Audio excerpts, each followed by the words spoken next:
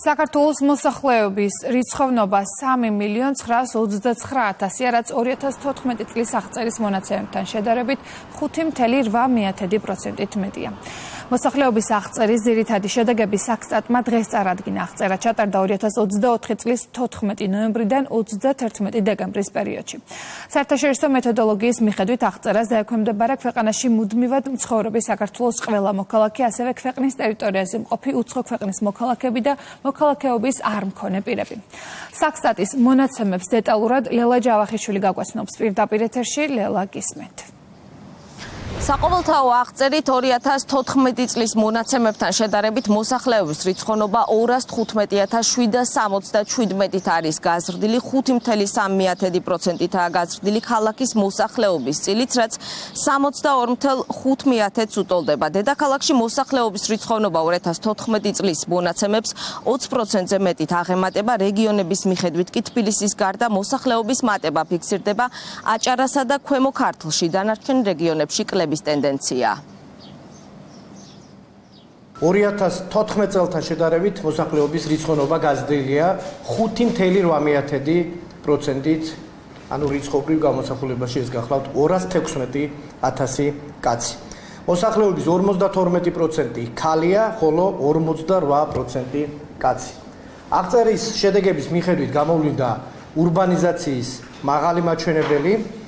მოსახლეობის 62% ცხოვრობს საქალაქო დასახლებაში, ხოლო 38% სოფლად. ქალაქის მოსახლეობის წილი გასული 10 წლის განმავლობაში გაზრდილია 5%-ული პუნქტით. ქალაქ თბილისში ცხოვრობს მოსახლეობის 34%, დედაქალაქის მოსახლეობის რიცხოვნობა შეადგენს 1.321.000 კაცს, რაც 20%-ით, ანუ 223.000 კაცით აღემატება 2014 წლის აღწერის მონაცემებს. 54%-ით გაიზარდა ასევე მოსახლეობის რიცხოვნობა ქალაქ ბათუმში 153.000-დან 236.000-მდე. თბილისის გარდა მოსახლეობის რიცხოვნობა გაიზარდა აჭარის ავტონომიურ რესპუბლიკაში და ქვემო ქართლში. დანარჩენ რეგიონებში კლების ტენდენცია გამოვლინდა.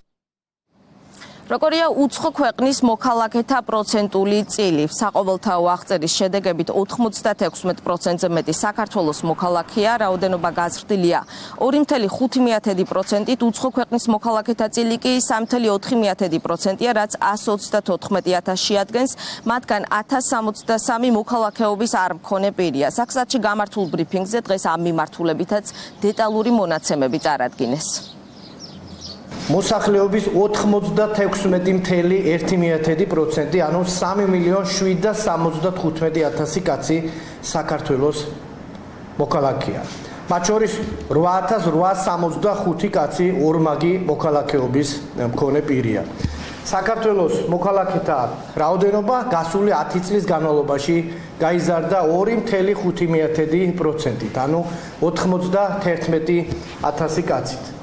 უცხო ქვეყნის მოქალაქეთა წილი 3.4%-ია, რაც რიცხობრივ გამოსახულებაში 134.000 კაცს შეადგენს. მათ შორის 1063 მოქალაქეობის არ მქონე პირია.